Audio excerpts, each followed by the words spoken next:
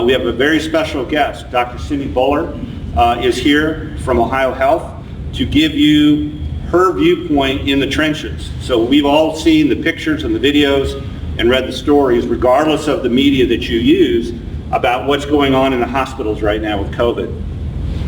So Dr. Bhullar, and I'll read her intro here in just a second, deals with that daily. And she's here to share with us directly what she's seeing, what the realities of COVID are, so that we can digest this direct from the source rather than through media, because unfortunately COVID has gotten political and it's gotten people debating whether it's real, where it came from, all of that, and we're trying to cut through the noise and give you some information directly, not from Allied, but from someone in the healthcare system.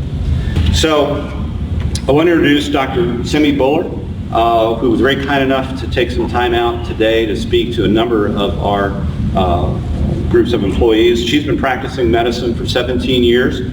Her specialties include pulmonary disease and critical care medicine.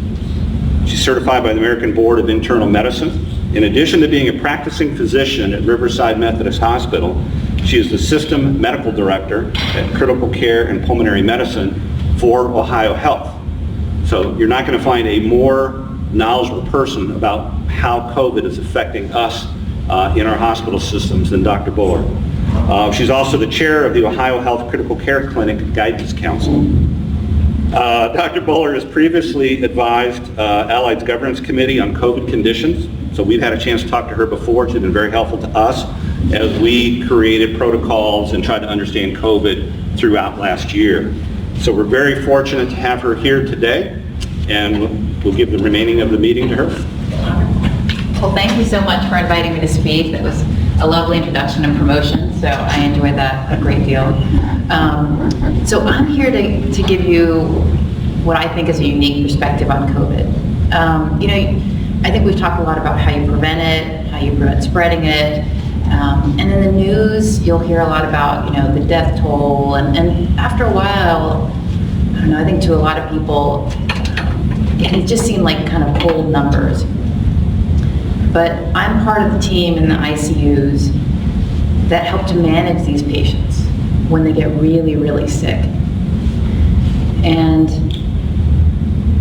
just to give you context, I know you said I was a critical care physician, and I'll be honest, I'm not even 100% sure my mother knows what that means, so I'll explain it. I take care of the sickest patients in the hospital. So if you have a small heart attack, you don't really need me. If you have a massive heart attack, I'm your person. If you are in a terrible accident, if you have a terrible stroke, I only take care of people who we think have a high likelihood of not surviving, for the most part. In short, I'm the doctor you don't ever want to need. And we are first line in terms of managing patients who are really suffering from COVID. And you see pictures of it on the news, you see it on social media, you see it in memes, but I wanted to at least take you through a little bit of what we go through every single day for almost the last 2 years in terms of our experience with COVID. So just to kind of start, I think I started the way everybody in this room started.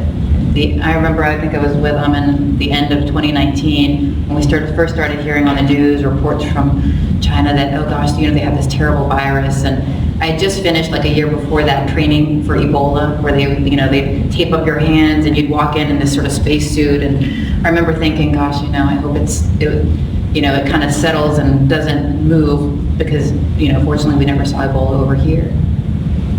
And then we started hearing reports of it in Italy, and then colleagues of colleagues would start sending in these sort of little SOS messages of, wow, our hospitals are really overwhelmed. And you may not have met any other critical care docs, but I'll tell you, we're not a dramatic crowd.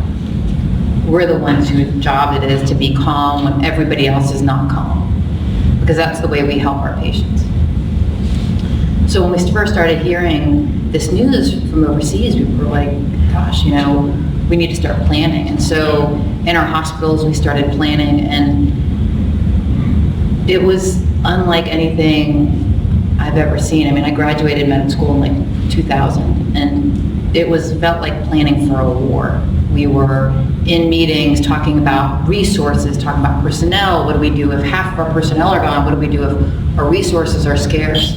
And that was a really, I will say, I'm not an anxiety-ridden person, but that was anxiety-provoking.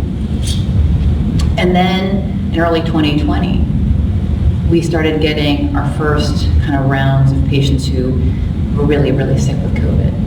And we talk about that, and I think we talk about it very loosely, but I'm here to kind of take you through the nitty-gritty of what it means to be severely sick with COVID in a hospital.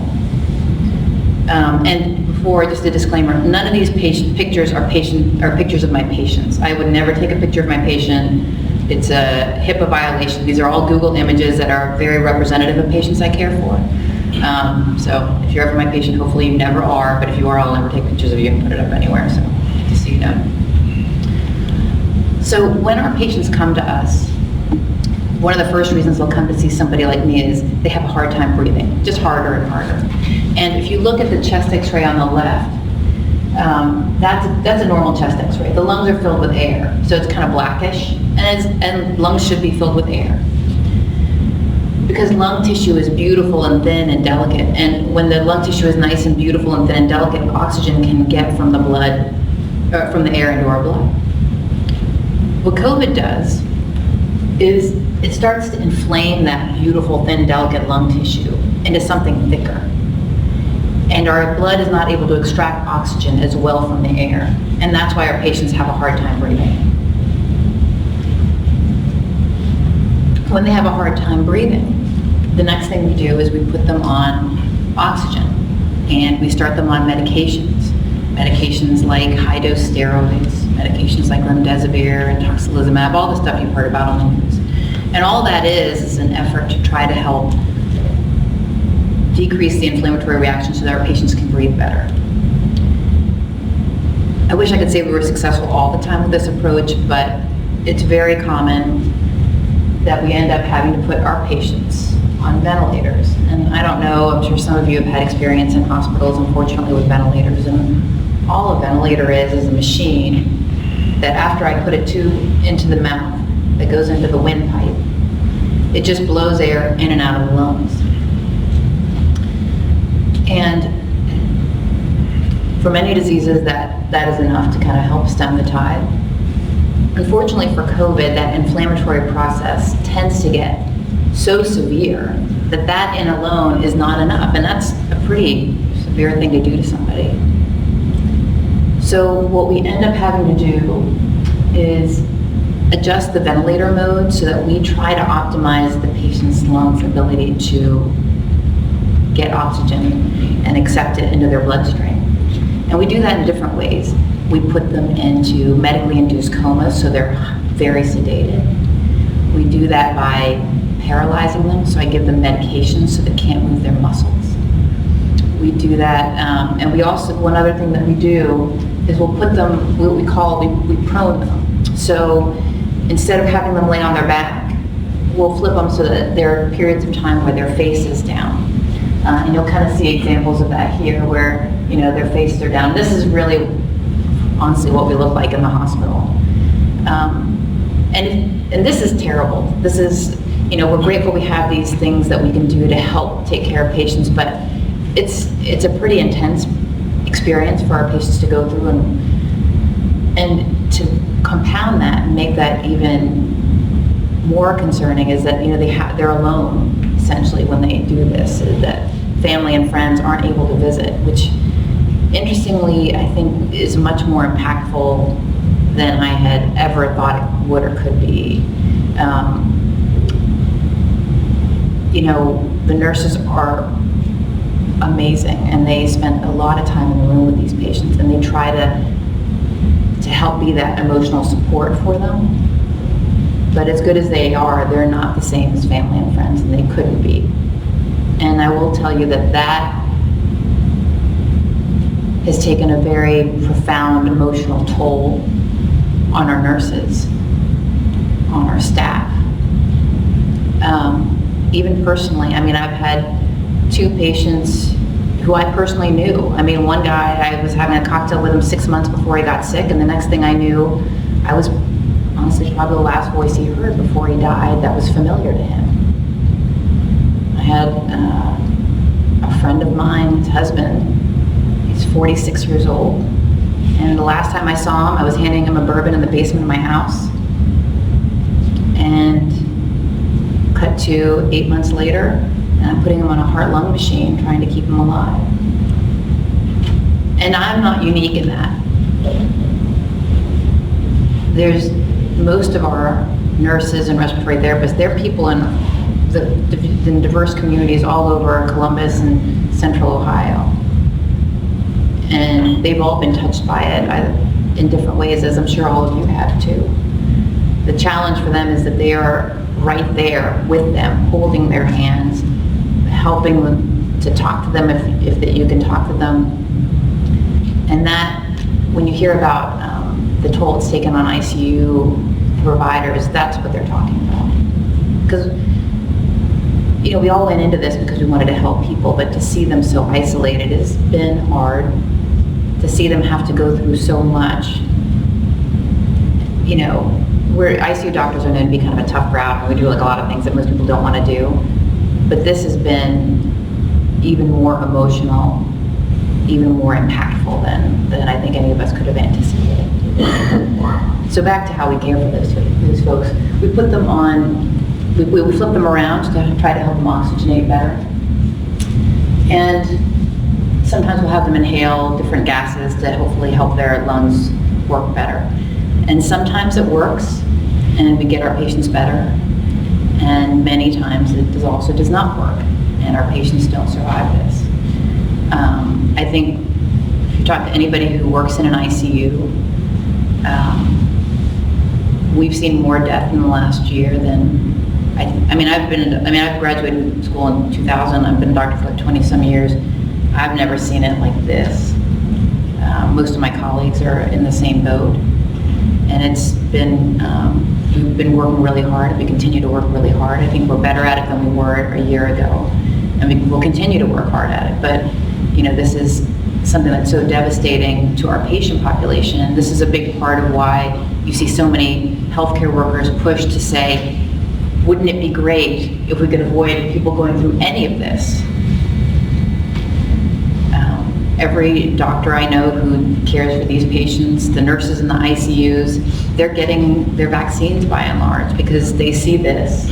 And this seems like something that no one would want to go through. And even if we're successful, these patients are immeasurably changed by this experience. They are weaker. Their hearts are weaker. They can't think quite as clearly. You know, that long COVID, it's real. It is very real. And it, you know, you have, I don't think anybody, I didn't really appreciate before all this how much we all multitask in a day. Like before I came here, I'm sending one kid off to campus and the other kid off to daycare, and I'm trying to figure out like where my slides are and sending it to her last minute. Like we all multitask in a day. We don't even think about it. And all of you have done this even before you came into work today. But that ability to multitask is clouded when folks have had experiences like this. They can't think quite as clearly, they can't think quite as crisply, and it does have profound impact on their day. So I think what I really wanted to kind of focus on was the experience that we have in the hospitals, to just give you a little bit of a taste of our day, a little bit of a taste of what we go through to help take care of our patients. I know you've heard a lot of information from the news and social media and educational sessions from work, but this is a perspective that I've not seen shared quite as often. And I just wanted to bring you all a little bit into kind of what we experience on a daily basis. And like I said, it's truly an unusual experience, and you know, we are truly hopeful that folks will get protected and protect themselves with masks, hand washing, vaccines, etc. But you know, when we see the trends are not so different than the trends were exactly a year ago today. And so we're all kind of bracing ourselves and kind of waiting to see how things progress, and are hoping that things are better this year than they were last year.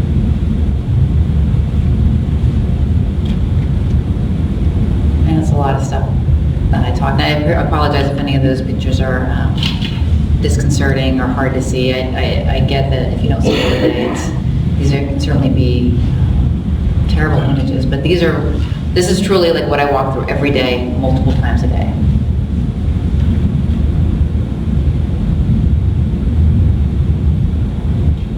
Any questions or thoughts? I know that Dr. Castaldo's talked a little bit about the vaccine, and you know, he and I work together closely. He's the person who kind of helps to try to, he spearheads trying to get people to prevent people from getting sick, and you know, helping us understand what kind of infectious disease agents, immunologic agents that help us. But I'm the person who, when they get sick, goes through sort of the nuts and bolts of trying to keep them alive and in the best possible health they can be. I feel like I've horrified you with my pictures. I'm so sorry. I see it all the time, but I'm sure it's probably not super fun to look at, but it is the reality. So we have plenty of time for questions, and a lot of you read media stories and everything. Very few of you had a chance to have such a qualified physician to be able to answer your COVID questions. So we're going to open it up to you. I'll prime the pump. I'll throw one out to you. Because we didn't rehearse this.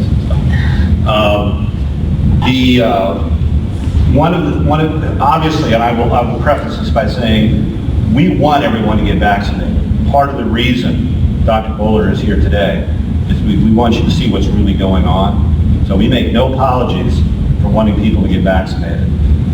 Those photos that you see, those people, I don't know this, but I'll bet there's Republicans in there, there's Democrats in there, there's believers and non-believers, and whether COVID's real, that's probably makes up that population, because COVID doesn't care.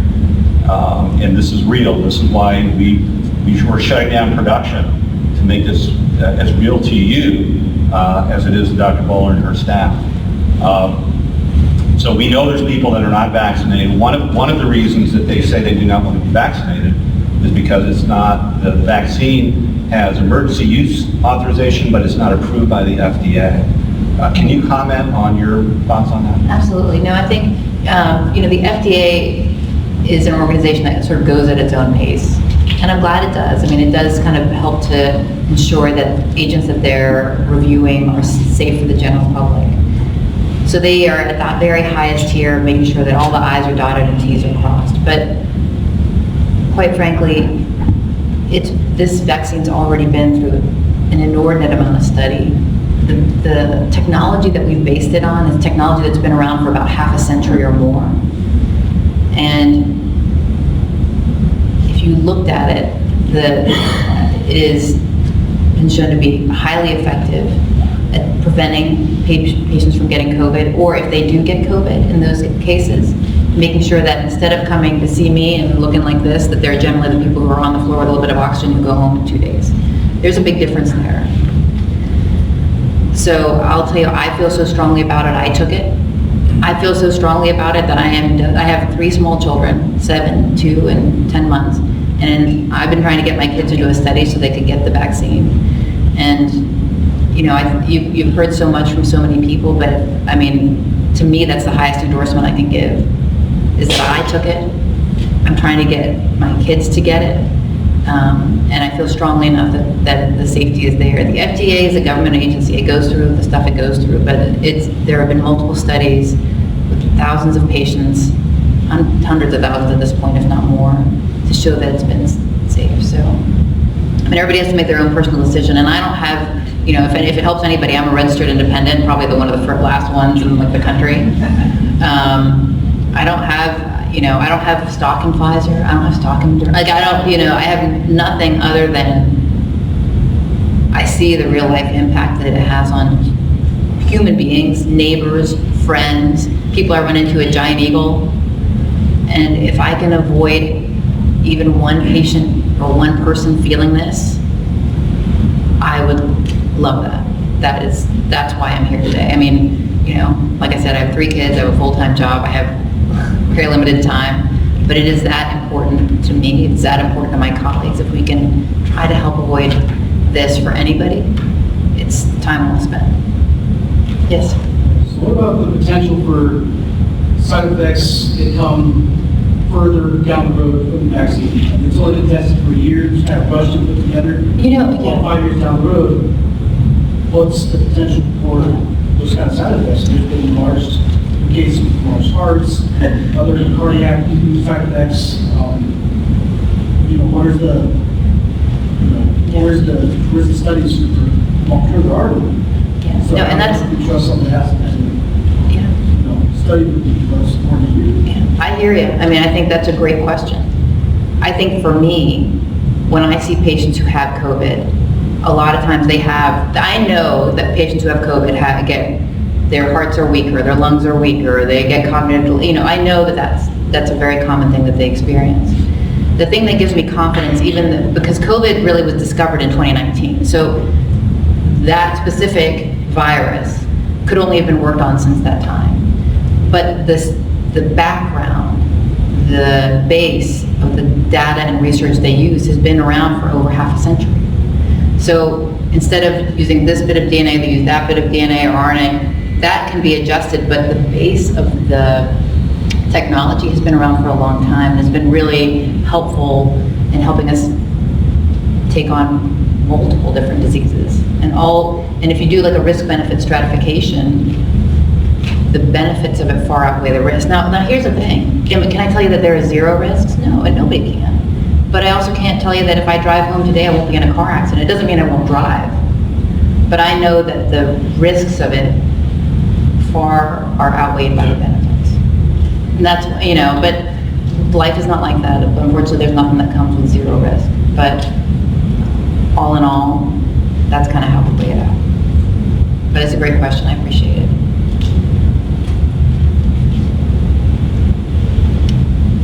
Any other questions or comments? I know this is kind of a hot topic. There's a lot I don't hear about it, but my hope is that by kind of taking you through the day-to-day activity of what it looks like to manage these folks, it gives you insight. And like I said, I don't have any motivation other than just trying to keep as many people healthy and safe as possible. That's it. Yes, sir.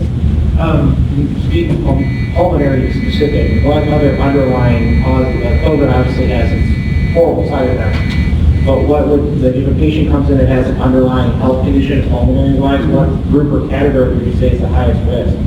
So other than smoking, I know smoking is a big category, but what other causes can make COVID even worse? Anything. I mean, I think the people who have interstitial lung diseases, people who have asthma, people who have general immunological issues. Sometimes some people have to take things that adjust their immune system because they have maybe cancer and they need to be on chemotherapy. Maybe they have rheumatoid arthritis and they need to be on biologic agents. So anything that tends to put people in kind of a little bit of a more ill or sicker category puts them at higher risk. But I've also seen people who were healthier than I am. My friend's husband, he jogs 3 times a day. I haven't jogged since 1983. So he was a super healthy guy and he had no pre-existing conditions. So it's like the kind of proverbial hit of lightning. It happens, and when it happens, it can be really bad news. But yeah, that's a great question.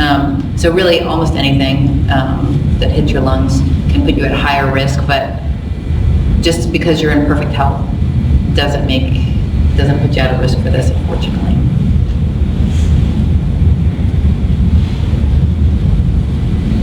Are there any people or risk factors that would be valid reasons for people to not get the vaccine? At present,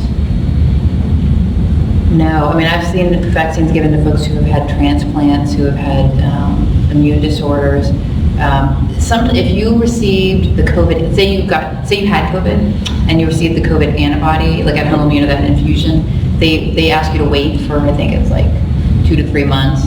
But they still want you to take it. And the reason they still want you to take it, even if you've had COVID, is that, viruses, I wish they stayed the same, but they change and they mutate and they get better and they get stronger.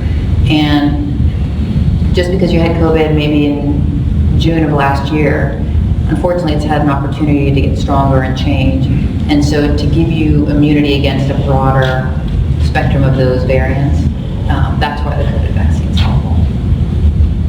But there's not like a reason not to. I mean, when I got my COVID vaccine, I was breastfeeding, with my youngest, and now the American College of Obstetrics and Gynecology recommended for pregnant women so they could, hopefully get some immunity into the baby. So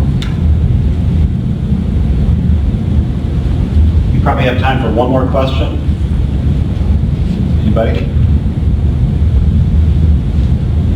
I guess I'll ask a real quick one.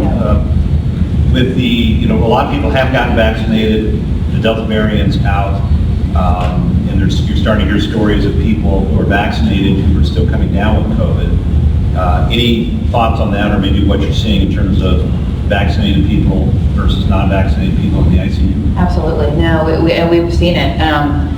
Probably out of 25 patients, if I take care of 25 patients who have COVID, maybe generally about one of those will be vaccinated, and they're generally healthier and better off. So instead of being like this, they'd be closer to being, I can go back, maybe I stopped it. They'll be closer to being like the person with like nasal cannula, and they usually do much, much better statistically and back on the floor. I've had obviously patients with COVID who have not survived, but every single patient I've taken care of who's been vaccinated thus far, in my experience, has survived it.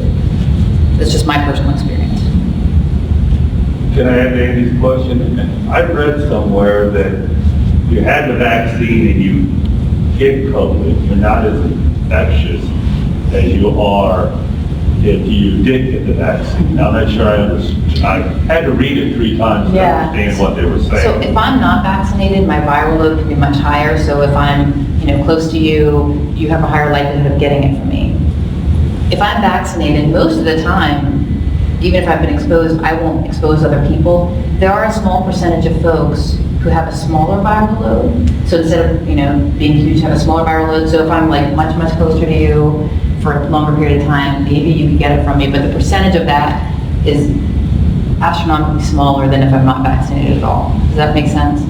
So if I'm vaccinated, I have a much, much lower likelihood of passing anything on to you. Almost, sometimes, most of the time 0, but sometimes a very small fraction. Versus if I'm not vaccinated, it's probably a much higher likelihood that you're going to get it. I understood that better than the article. Okay. Because to me, if you have it, you have it. And so that's where I didn't quite understand that you can have it. Yes, you can have Lower it. infection. Got it. Thank you. What's the difference in the planning that you're doing now in the hospital compared to a year ago? Thank you, that's a great question. Before it was very anxiety filled because we just didn't know what to expect. I mean, we were getting calls from former colleagues who had moved to Italy or China or Seattle or New York and kind of hearing their stories and trying to prep. So getting as many ventilators, figuring out how many ventilators the health department had, figuring out like how we would distribute it, what would happen if there weren't enough people who do what I do for a living, how I could use other doctors and work with other doctors to help, spread the information so that more people could do sort of the similar type of work that I did and kind of cross-train people to be effective in situations where you have people on ventilators. So that was what we did on the front end. But it was fraught with a lot of unknown. Now I think we have a better handle on these are the things we need. This is how much we know we have. These are the resources. Because before, I had never known that I could go to the county health department and maybe they have some, or the state, FEMA would have some access to. Those were the things that we were all kind of figuring out. So now I think we have a much better sense of what resources are available. And we know now that we didn't know, I think a year and a half ago, that, the use of steroids can be helpful, the use of remdesivir. And, as we go through this, science is a really amazing field of study. But when we get better quality information, we pivot to giving you the better quality intervention. So what I know from a year and a half ago is different from what I know now. That doesn't necessarily mean I was wrong back then. It just means I didn't have the extent of data that I have today. And I hope that in a year I'll have better data than I have right this second. But that's the reality. It doesn't mean that, it just means that, you know, if we didn't change, it just means that we were being too stubborn to recognize that, you know, someone built a better mousetrap and we want to use that versus, you know, what we thought at the beginning was most effective. I don't know that I said that articulately, but I just wanted to kind of speak to the fact that, you know, you've heard things about zinc or hydroxychloroquine or et cetera, and that was all valid, but it was all just our attempt to try to figure out what can we do to offer you the best help possible in the moment. And when we learned better, we did better. For a patient who's admitted, how long does it take to progress to this point? And if they survive, how long does it take to get to the point where they're able to be discharged and go home? Yeah, that's a great question. It varies a lot, and I'll tell you why it varies a lot. It can vary a lot based on what their clinical status was before. So someone who, you know, works a full-time job, has like young kids, is fairly active, can be different than somebody who maybe is already maybe has some issues with mobility and oxygen. But I will say this virus has been bizarre, and that sometimes the healthy person gets really sick and may not survive, and the person who comes in, I have a friend who had like a renal transplant 15 years ago, and he had COVID, and he was really sick, and he survived. And I also have a friend who was, like I said, 46 years old, who did not, and he was healthier than I am. So it can vary greatly based on the progress. In general, most folks I see who have COVID, by the time they call me, it can take a few days before they kind of get to a point like this. But sometimes it's delayed too. Sometimes people have been in the hospital for 10 days or 2 weeks and they call me and we have to kind of move forward. So the timeline, I wish it was more clear, but we try to pivot to what the patient's needs are in the moment. There's not a traditional timeline where it's 3 days, 5 days, 7 days. It can vary. That's not helpful at all, I know, I'm sorry. I wish we had a more formulaic ability to prognosticate. Do you know when the boosters will be available and how long they'll last? I don't. They're studying them right now. I mean, and to try to understand that, my best guess is I think, you know, before the end of the calendar year, this is just me, this is not anybody else. I think that there may be some data to support it, particularly in the immunosuppressed populations.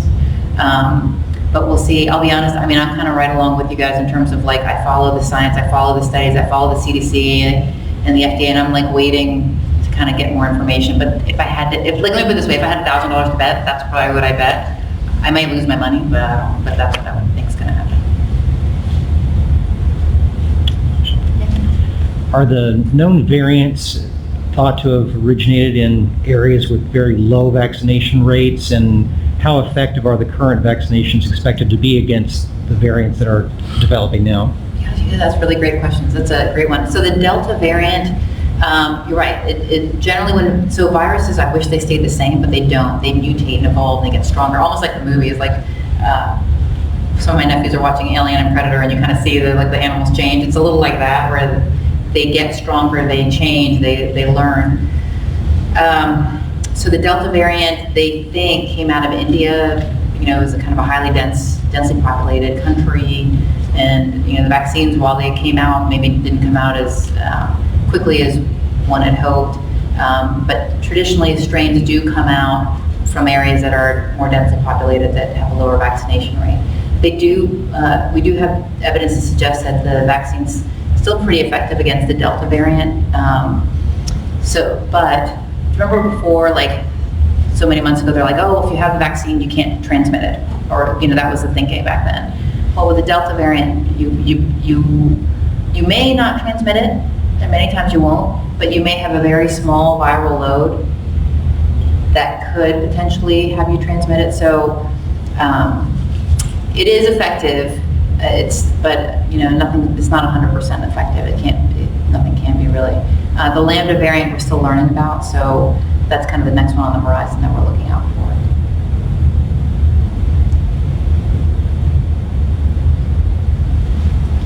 We've got time for a few more questions.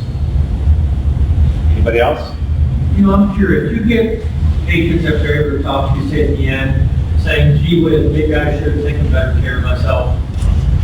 I do, and it's a sad moment for me.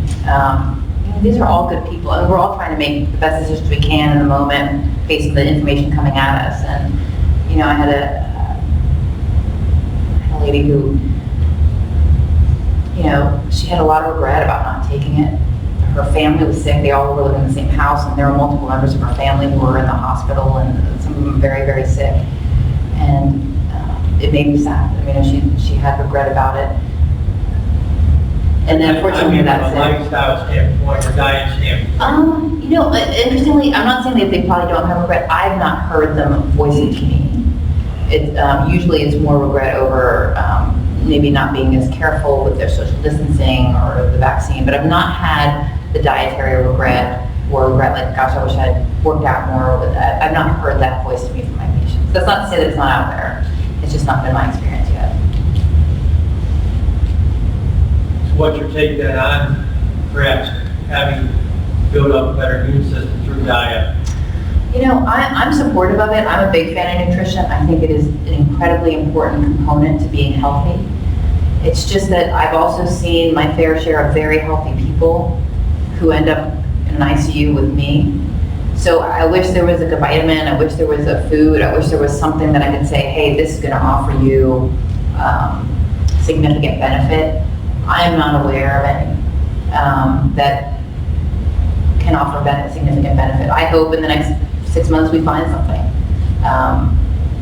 The only thing that I know of today as a clinician that can help you prevent is social distancing, wearing a mask, washing your hands frequently, and vaccinating. Maybe you can end with your thoughts for us as to the safety of the vaccine. Oh yeah, absolutely. So the vaccine's now been given to millions of people. Everything in life comes with a risk-benefit criteria, right? Like, I could walk across the street and get hit by a car, doesn't mean I'm not going to walk across the street, right? The vaccine, overwhelmingly, has been shown to be effective in the vast studies that we've done. I believe it. I believe it so much. I'm a pretty, I think, rational, reasonable person. I get to see the whole spectrum of disease, and I took it. I was probably one of the first people who took it. I encourage my friends and family to take it. I have young children, and unfortunately they're a little bit too young to get the vaccine, but if I could get them enrolled in a trial, I would. And, I think I'm a really caring doctor. I know I'm a really loving mom, and I love my kids and I want them to be protected, because the concern I have, particularly with the Delta variant, is we're seeing an uptick in children being admitted to the hospital and children being on ICU. Unfortunately, or not fortunately, but when children are getting this sick, usually they do have generally some underlying disease, which is tragic and awful. So if my kid can be a little bit healthier, if my kid can wear a mask, if my kid can get vaccinated and hopefully help prevent the spread, it protects him and her, and it protects their friends. And that's really my hope moving forward. Only thing I can think of, how do you deal with that every day? I appreciate it, yeah. No, I appreciate the question. It's, we're seeing the impact of it. People are quitting. Nurses are quitting. Healthcare workers are experiencing a lot of emotional stress. Fortunately, we work at, resiliency, we work at trying to take care of ourselves. But I will tell you, there are so many unbelievably talented, skilled nurses that were working a year ago that are off somewhere else today in the ICU. So it's, sometimes people leave. But I think most of them stay, and I think the reason they stay, the reason I stay, the reason we mostly stay is that, we've committed our lives to keeping people healthy. And, that's kind of my calling, it's my purpose, it's the purpose of the people I work with. And, you know, we try to do the best we can to fulfill that need. But I will tell you, it is really impacted for everybody across the country. There's not a hospital system where you don't see that, where you see this kind of, you know, people getting tired and people kind of figuring out whether or not maybe a different line of work is good for them. And you know, these are people who are really committed to what they do. So it's tough to see. We really work to try to take care of each other. And you know, I have 3 little kids that I go back to, and so you know, that helps me. But you know, but that's also why we're so committed to trying to help everyone we can keep themselves safe from this. And I recognize that everybody has their own personal value systems and choice, and I think that's really important. You should be able to make the choices you want to make. I just want to make sure that when you make them, that you are as informed with unadulterated information as you can be. I don't come here with any agenda other than just to share my experience with you and, you know, encourage you. You know, I hope that when I see you guys and your family, whether it's here or at a Giant Eagle or, you know, and not as one of my patients, because, you know, people who need me are in a pretty stressful state. And if I can help to avoid folks getting to this point, that's really important to me. Thank you for the question. Excuse me, how many COVID patients are you treating now with herbicide methods? You know, Joe probably would be able to tell you more like the numbers. I know they're increased. I will tell you across the country, there's about right now about like a 20% in the ICUs of ICU patients or COVID patients, but that number fluctuates. Yeah, daily. Yeah. And what percent of those typically are not vaccinated? So out of about 25 COVID patients that I see, generally 24 are not vaccinated and 1 is. And the one who is vaccinated generally has a much better outcome. I've not yet had anybody who's been vaccinated die because of this virus.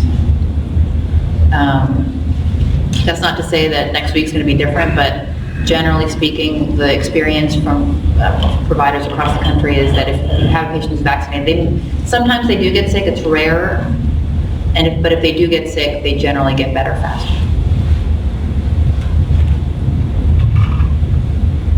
One of the reasons people give for not getting vaccinated is that they are worried about the safety of the vaccine. Could you give us your thoughts on that? Yeah, absolutely. I mean, you know, the vaccine's now been given to millions of people, and, you know, everything in life comes with a risk-benefit stratification, right? If I walk across the street, I guess I could get hit by a car, but I'm still not going to stop walking across the street, right? Just do it carefully and thoughtfully. In general, this vaccine has been overwhelmingly effective and safe. I'll be honest, from a medical perspective, it's almost like, we don't use the word miracle, but it's really miraculous how effective this vaccine has been. I'll be honest, just I took it. I was confident that the science was sound. I was confident that the benefits of it far outweighed the risks. I have 3 young children. They're all under the age of 12, so none of them can get it yet, but the minute that it's available to them, they'll be marching out in line to get it too, because I've seen the impact this has on the human body, and it can be profound. And I want my kids to be safe from that. I want to be safe from that. I want my family and friends to be safe from that, and that's why I choose to take it. Because every day I walk in and I see folks who, unfortunately, for whatever reason, maybe made different choices. And, you know, I've had folks who were really sick who said, gosh, I'd really like to have the vaccine now. And unfortunately, when you're at that point, it doesn't have the same impact as it would have when you were maybe like a month ago. And it makes me sad. I mean, these were all good people. These were all people who cared about themselves and their loved ones and their families. And, you know, it's hard because you get data sources from a million different directions. And I get that. I see it. when I turn the TV on or when I flip on my social media feed. I'm just trying to give you an unfiltered look at what we deal with in the hospital, just so that you're better informed to make the decisions that you want to make.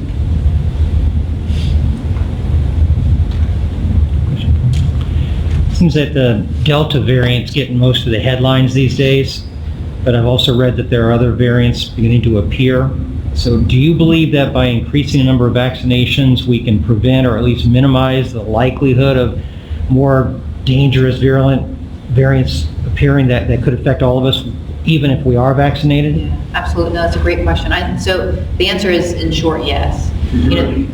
Oh, no, thanks. So he was asking, there are new variants that are coming out of COVID, Delta variant, Lambda variant, et cetera. Do I feel that vaccinations are still effective for that? And do I feel that vaccines could prevent the further creation of future variants of the COVID vaccine? And the answer to both is yes. I mean, the COVID vaccine still has significant effectiveness against the Delta variant. And when viruses are very brutal little particles. I mean, they morph and change and evolve to deal with their environment because they want to survive. And when they have opportunity within populations to live and change and grow, then that's when you start seeing new strains and new variants come out. So the more folks who get vaccinated, the broader that reaches, the less likely those viruses are going to have an opportunity to change in new and dangerous ways. So far, the vaccine's continued to be effective for the variants that we know of. But in 6 months, could a new variant come out that the vaccine's not helpful with? That's always a possibility for sure. An ounce of prevention is really valuable, and if we can prevent that, I think that's very important. In addition to preventing folks from ending up needing profound amounts of care. Probably have time for one, maybe two questions. Anybody else? They're talking about a booster shot for people with underlying conditions. Do you know what conditions those are, and when will that be available? No, that's a great question. They're still studying and they're still trying to understand who they want to specifically recommend. If I had to guess, I'm going to guess people who have immunological diseases or the immune systems are kind of hit a little bit. And they're still studying. My guess is by the end of the calendar year, they'll have information about the specifics of that. But people who have, profound pre-existing conditions, maybe if you're a cancer and you're on chemotherapy or you need immunological agents for, for certain diseases, that's my guess as to who's probably going to be first in line. People who've been set up post-transplant have to suppress their immune system a little bit, is who I think is probably going to be first in line. But I think we're all kind of waiting for the FDA to kind of start rolling that out and telling us. Anybody else? Yeah, is there anything else other than the vaccine that's like a preventative medicine? Unfortunately not. I mean, nothing that's borne out in the evidence. And I'll be honest, I'm very evidence driven. I want to see it because there's a lot of noise out there. And in my mind, my mission is to give you the best quality information possible. At present, it's vaccines, social distancing, hand washing, all that stuff. I wish there was like a pill. I wish I could just say, here it is, let me just hand it out and we're done. But at present, that's going to be the most effective way to protect yourself and to protect the people around you. One more. How did they come along so quick? So, you read about yeah, I do. Years, so how did they come up? I think, what's so interesting is that the technology behind the mRNA vaccines is actually like half a century old. Everything from like polio to multiple other diseases have kind of leveraged that technology. This was just, because the virus we didn't even know the virus was in existence until 2019, right? So they just basically used the data from that virus, plugged it into technology we already had, and then came out with it. So personally, I feel confident because I know the technology is so good that there was no way that this could be like a 10-year-old, like they could have 10-year-old studies on this particular virus because the virus just wasn't around or known back then. So, but the technology they use is so well studied and vetted. So that's why I felt confident with it, and that's why I took it, and I have my family and friends take it. But it's a good question, and trust me, it's one, like, you'll not find a bigger group of skeptics than doctors. We don't believe anybody ever, anytime. But, you know, we need to have like the studies in front of us, but they were thorough enough, confident enough, they had enough history behind them that we felt good about it. Well, thank you all for your time, and thank you all for the questions, and I hope this was helpful or at least informative, and like I said, my goal is just to inform you so that you're better prepared to make decisions for yourselves and your families. So, thank you. And I've got one more thing to add. Thank you. First of all, thank you very much, Dr. Bhullar. That was great. Yesterday, we've been having some Teams meetings with the office folks, similar. And we had a different doctor from Ohio Health speak over Teams to that group.